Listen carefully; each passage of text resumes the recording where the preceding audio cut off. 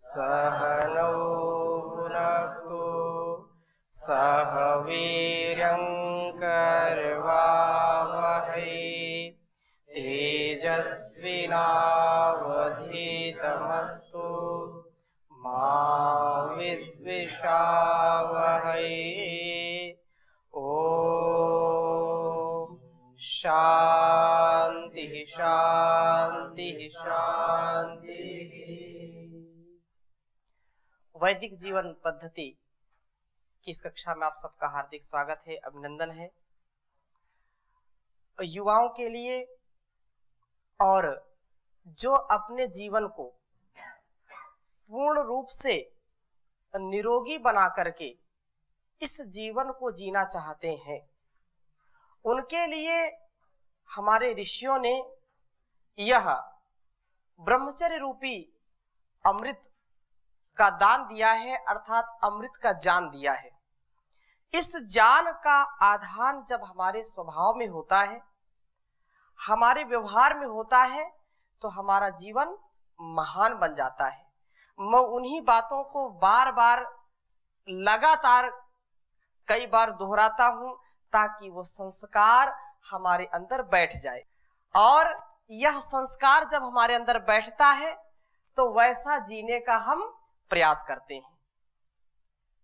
सुन सुन करके, बोल बोल करके उसका संस्कार जब गहरा बैठता है तो वो बात कभी स्मरण आती है या नहीं आती है, उसके संस्कार हमारे अंदर आ जाते हैं।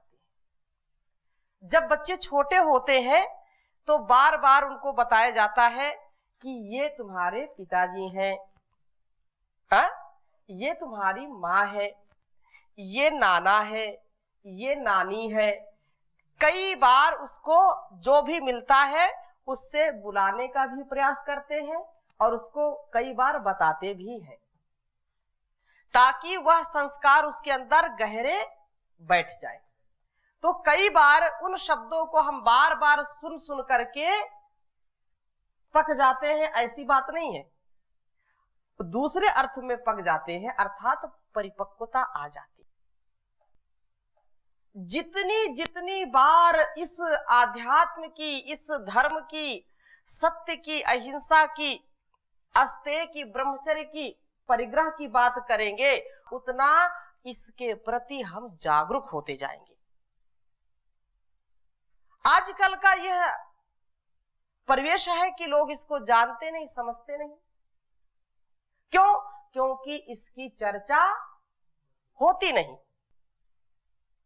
सर्वथा चर्चा से इसको बहिष्कार इसका कर दिया गया है, और जहां कहीं कोई थोड़ी सी चर्चा भी करता है तो अपरिपक्वता में उस बात को समझने का हम प्रयास नहीं करते हैं, या उनको ये कह देते हैं अरे ये भी कोई जीवन है, हाँ?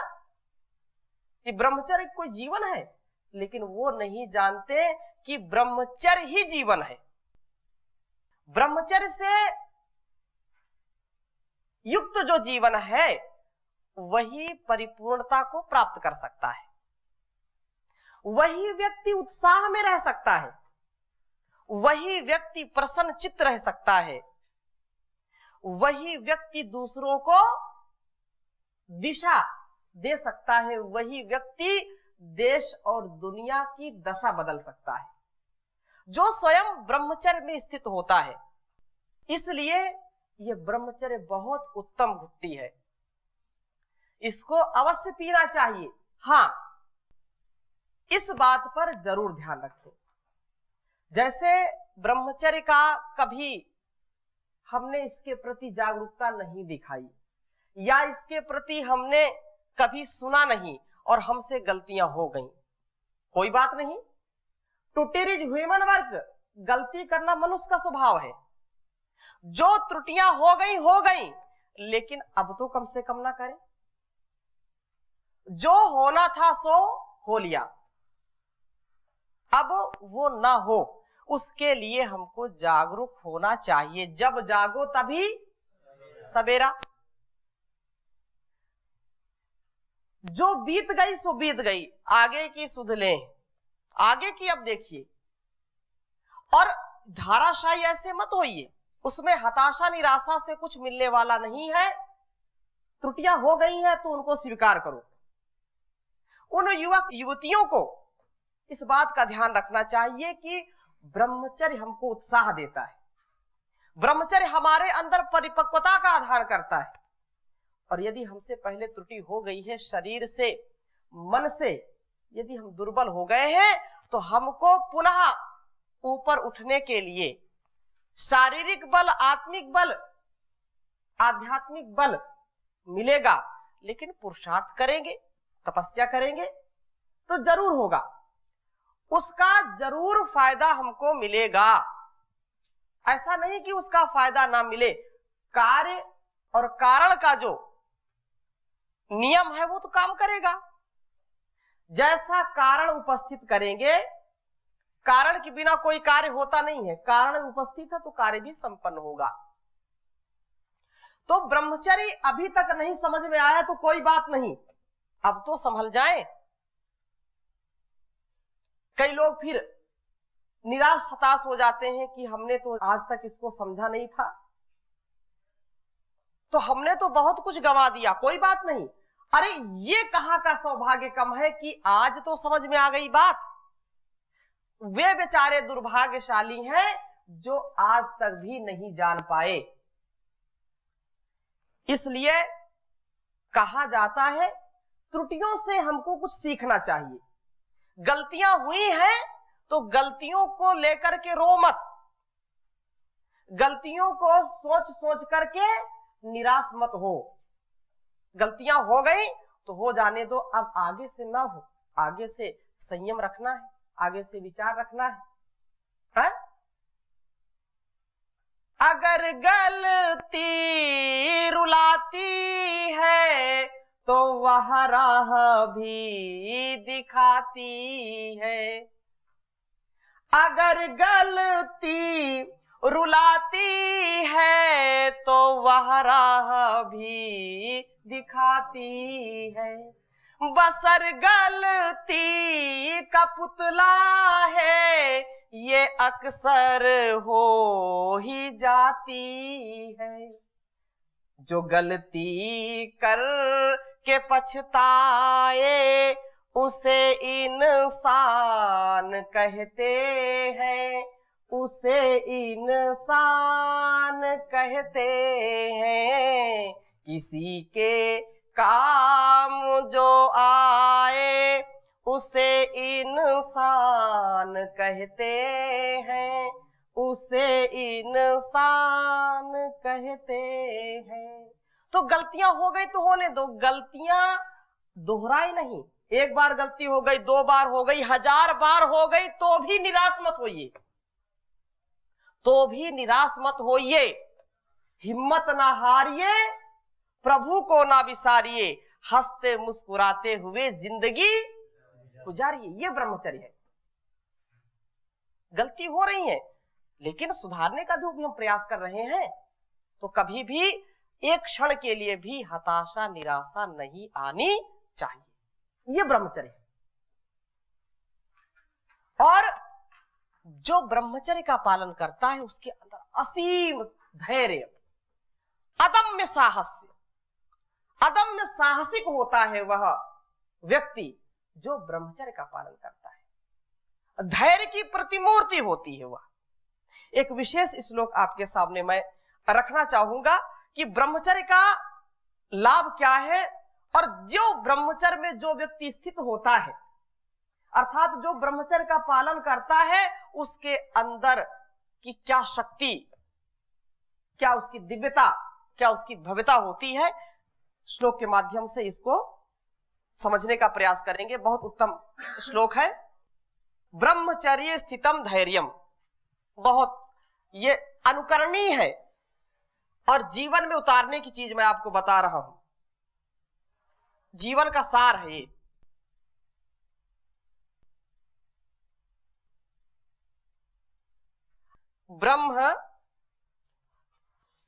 ब्रह्मचर्य स्थितम धैर्यम।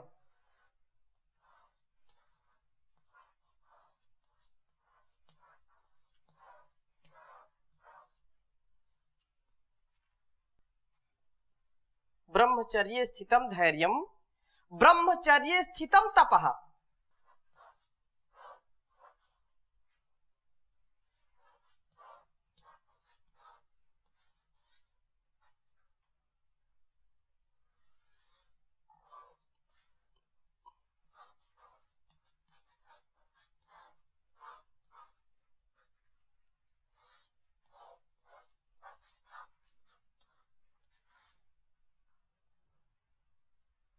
स्थितम तपः। ये स्थितः ब्रह्मचर्येषु, ये स्थिताः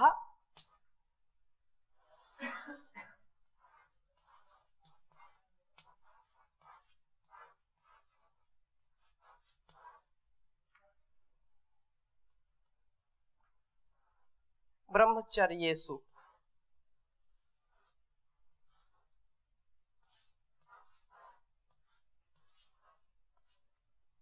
ब्रह्मणा दिवि संस्थिता।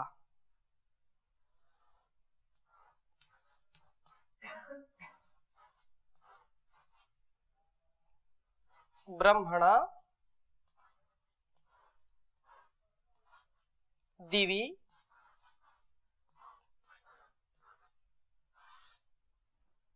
नीचे लिख दीजिए संस्थिताः।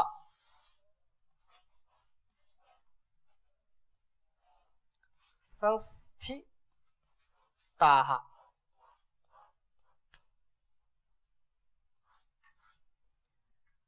एक बार उच्चारण करेंगे। ब्रह्मचर्ये स्थितम धैर्यम, ब्रह्मचर्ये स्थितम तपः, ये स्थिता ब्रह्मचर्येषु ब्रह्मणा दिवि संस्थिताः। अब इसको समझने का प्रयास करते हैं कि वास्तव में ब्रह्मचर्य की शक्ति कितनी अपार है। ब्रह्मचर्ये स्थितम धैर्यम, ब्रह्मचर्य का जो पालन करता है वह धैर्य की प्रतिमूर्ति होती है। ब्रह्मचर्य में धैर्य स्थित है।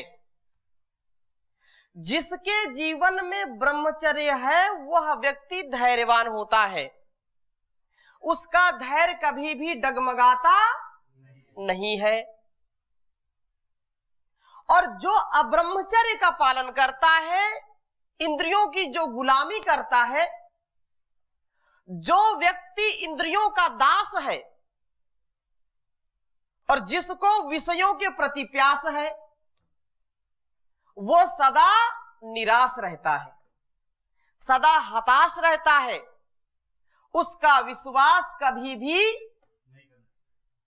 नहीं करना चाहिए और उसको कभी किसी के ऊपर विश्वास भी नहीं होता है। दोनों बातें हैं। जो व्यक्ति धैर्य का पालन करता है वो धर्म का पालन करता है। उसके आगे की बात है। यदि कोई अपने को धार्मिक कहता है कि मैं बहुत बड़ा धार्मिक हूं और उसके अंदर धैर्य नहीं है तो वो धार्मिक नहीं है। यदि धैर्य नहीं है तो इसका मतलब वीरवान नहीं है। धैर्य नहीं है तो ब्रह्मचर्य का पालन करने वाला नहीं है, क्योंकि ब्रह्मचर्य धैर्य का आधार है। ब्रह्मचर्य में ही धैर्य स्थित होता है और धैर्य धर्म का प्रथम लक्षण है। धैर्य क्या है? धर्म का प्रथम लक्षण है। धृति, क्षमा, दमो, स्तेयम, शौचम, इंद्रिय निग्रह। धैर्य जो 10 लक्षण महर्षि मनु ने बताए हैं उनमें सबसे पहला लक्षण है धैर्य, धृति। और जो ब्रह्मचारी होता है वही धारण करने के योग्य होता है, वही धर्म का पालन करने में सक्षम होता है, वही अपने उत्तरदायित्व को निभाने में सक्षम होता है, अपनी ड्यूटी को ठीक ठीक निभाने में सक्षम होता है। वो कभी धैर्य उसका टूटता नहीं है। जैसे पृथ्वी धैर्य से टिकी है ऐसा लोग कहते हैं। धैर्य से ही हमारे संबंध चलते हैं, हमारा सबका मेलजोल होता है। यदि धैर्य ना हो तो हमारा परस्पर का व्यवहार भी नहीं चल सकता है। तो धैर्य में ही सब समाहित है। धैर्य को आप पढ़ते हैं भर्तृहरि का श्लोक। महाराज भर्तृहरि लिखते हैं कि धैर्यम, सबसे पहला धैर्य कहा है, दोहराएंगे, धैर्यम यस्य पिता क्षमा च जननी शान्तिश्चिरं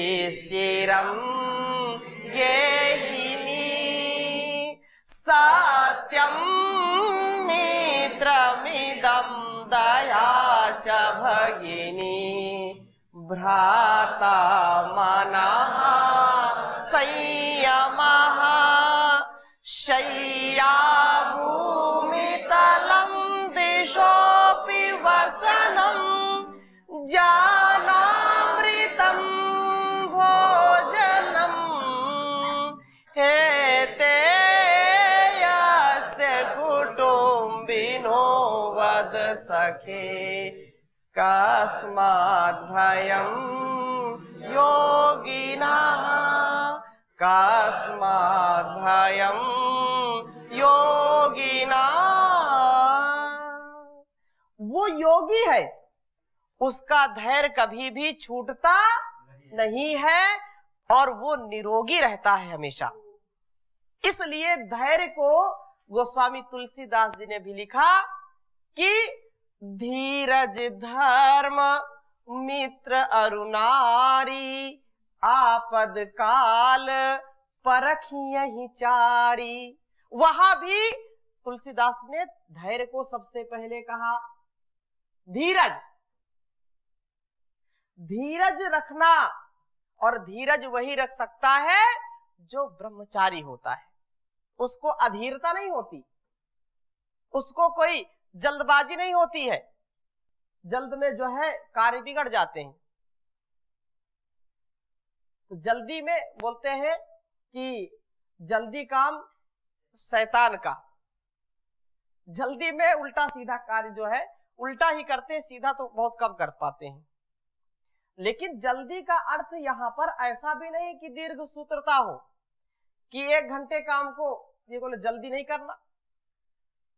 अब 1 घंटे का काम है उसको 5 घंटे में निपटा रहे हैं, और ये बात कही जल्दी ब्रह्मचारी को जल्दी नहीं करनी चाहिए। इसका उल्टा अर्थ नहीं लगाना चाहिए।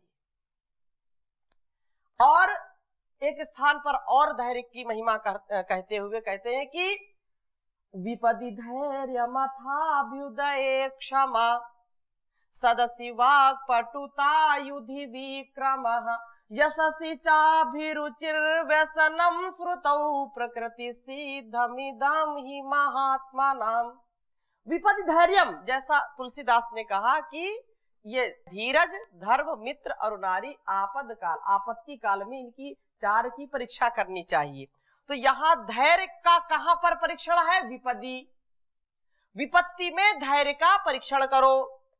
तो विपत्ति में धैर्य कौन रखते हैं? महात्मा नाम। ये महात्माओं का गुण है, जिनकी जो है महान आत्मा है, जो आत्मवेत्ता है, जो आत्मजानी है, जो आत्म रत रहते हैं, आत्मा के स्वरूप को समझ करके सदा आनंदित रहते हैं। और ऐसा कौन कर सकता है? जो ब्रह्मचर्य का पालन करता है, जो वीर की रक्षा करता है। युवक और युवतियों को यह चाहिए कि अपने रज और वीर को ब्रह्मचर्य पूर्वक रक्षित करें, सप्त धातुओं को पुष्ट करें, जिससे उनके शरीर बलिष्ठ हो, उनमें शारीरिक बल, आत्मिक बल, बौद्धिक बल बढ़ता रहे। तो विपदि धैर्यम अथाभ्युदय क्षमा, जैसे धृति क्षमा दमोस्तेयम और धैर्यम यस्य पिता क्षमा च जननी। तो ये शास्त्रों की जो बातें हैं, जो महापुरुषों ने लिखा है, वो हमारे जीवन में उतरना चाहिए। यही बात यहां कह रहे हैं कि ब्रह्मचर्य स्थितम धैर्यम। जो ब्रह्मचर्य का पालन करता है वो किसी भी समस्या से कभी घबराता नहीं है। वो चट्टान जैसा खड़ा रहता है तूफान में। हाँ, जो जवान है, जवान तो यही है ना कि जिसका जो है वायु के समान वेग हो, युवा कहते हैं, युवा शब्द को आप उलट दीजिए तो क्या हो जाएगा? जो वायु के समान वेगवान हो, वायु के जैसा सामर्थ्य रखने वाला हो, वो कौन है? युवा है। तो ऐसा युवा कौन होगा? जो वीर की रक्षा करता है, जो इंद्रियों का कभी दास नहीं होता, वह व्यक्ति कभी भी हताश निराश नहीं होता। इसलिए वीर की रक्षा करना चाहिए, ब्रह्मचर्य का पूरा पूरा पालन करना चाहिए। ब्रह्मचर्य स्थितम तपः, ध्यान दीजिए, जो ब्रह्मचर्य का पालन करता है तो ब्रह्मचर्य में तप स्थित होता है। कोई भी व्यक्ति जो अब्रह्मचर्य में जीता है, जो इंद्रियों की गुलामी करता है, जो अपने उपस्थेंद्रिय का संयम नहीं करता, संयमित नहीं रख सकता उसको, वह कभी तपस्वी नहीं हो सकता, वह तप नहीं कर पाएगा। थोड़ी सी ठंडी लगी तो कंबल ओढ़ लेगा, थोड़ी सी गर्मी लगी तो उसको एसी कूलर चाहिए, थोड़ी सी भूख लगी तो मुंह सूखने लगा, थोड़ी सी प्यास लगी तो चक्कर आने लगे। क्यों? क्योंकि उसने अपने शरीर को तपाया नहीं। जो शरीर का सार था उसको उसने ऐसे नाली में जैसे बहा दिया, तो वो कभी भी रोग प्रतिरोधक क्षमता को भी नहीं विकसित कर पाता, वो कभी भी निरोगी होकर के नहीं जी पाता, तपस्वी नहीं हो पाता। वाणी का तप, उसको बोलो 10 के बीच में बोलो, वो आंख ही नहीं मिला पाएगा, बोल ही नहीं पाएगा। और जो ब्रह्मचारी होगा, जो तेजस्वी होगा, जो वर्चस्वी होगा, वह चाहे एक हो चाहे अनेक हो, चाहे 100 हो चाहे हजारों हो, लाखों हो, बेबाकी से बोलेगा, कोई उसको परेशानी नहीं होगी, उसको कोई हताशा नहीं, वो किसी से डरता नहीं है, अभय रहता है, उसको कोई भय सताता नहीं है। लेकिन जो ब्रह्मचर्य का पालन नहीं करेगा वो डरेगा, चाहे अकेले में रहे चाहे मेले में रहे। झमेले में तो उसकी फजीयत ही है। जो ब्रह्मचारी है वो चाहे अकेले रहे चाहे मेले में रहे, खूब प्रसन्न रहता है, प्रसन्नता से लबालब भरा रहता है? तो ऐसे ही ब्रह्मचर्य का पालन हमारे जीवन को जो है सार्थक करता है। तो ब्रह्मचर्य स्थितम तपः, तप द्वंद्व सहनम तपः, अपमान सहना, मान को भी सहना, दुख को सहना, सुख को भी सहना, ठंडी को सहना, गर्मी को सहना, बरसात को सहना, भूख प्यास को सहना, ये क्या है? तप है। जो अब्रह्मचर्य का पालन करता है उसे थोड़ी सी बात कह दो, यदि उसके अनुकूल बात नहीं होगी तो लाल पीला हो जाएगा, तुरंत वो उसका पारा हाई हो जाता है, बीपी हाई हो जाएगा। उसको थोड़ा सा कोई छेड़ दे, अपनी जो समझ है उसको भूल जाता है, वो तुरंत कांपने लगता है, उसको क्रोध आता है, चिड़चिड़ापन आ जाता है उसके अंदर। ये अब्रह्मचर्य की पहचान है। जो ब्रह्मचारी होगा वो उसमें धैर्य होगा। अब इसमें कितना किसके पास धैर्य है ये तो परीक्षा की बात है, ये तो स्वयं जांचने की बात है। इसलिए ये बात कही जा रही है कि ब्रह्मचर्य स्थितम तपः। उनके विषय में फिर आएगा तपो न तप्तम वयमेव तपता। जो निर्वीर्य है, जो ब्रह्मचर्य को खंडित करते हैं, जिनका अखंड ब्रह्मचर्य नहीं है, वे कोई तपस्या नहीं कर सकते। वो तपो न तप्तम वह में उत्तप्ता, वो तप उनको उल्टा तपा देता है?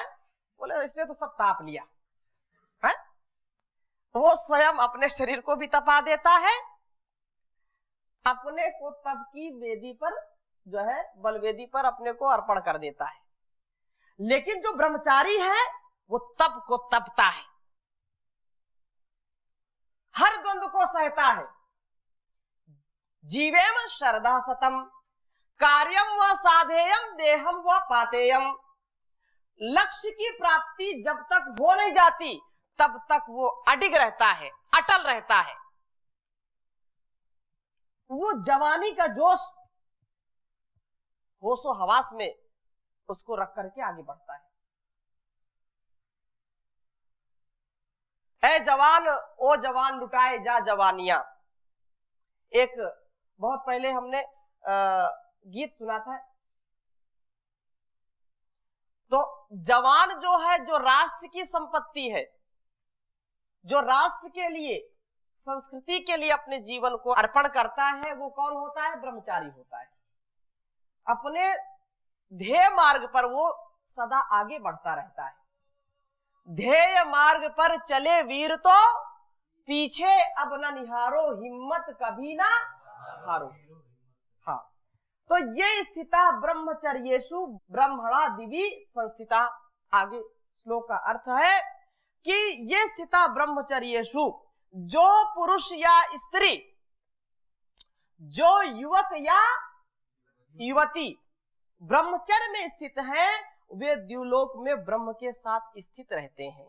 उनके साथ सदा ब्रह्म रहता है, वे ब्रह्म से कभी अलग नहीं रहते, किसी भ्रम में नहीं पड़ते, किसी भ्रम में नहीं पड़ते, वो ब्रह्म के साथ जीते हैं।